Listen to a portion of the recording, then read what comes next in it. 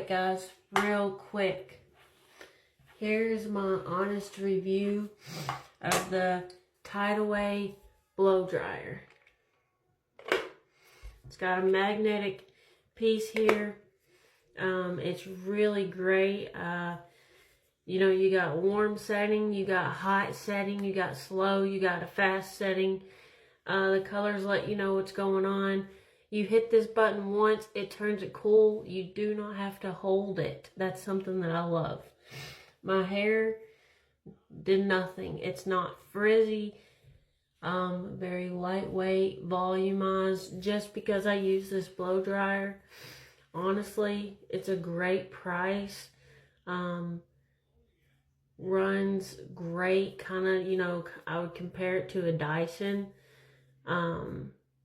But like over half the price.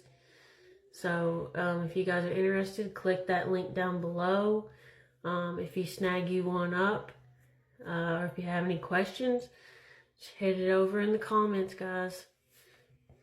See ya.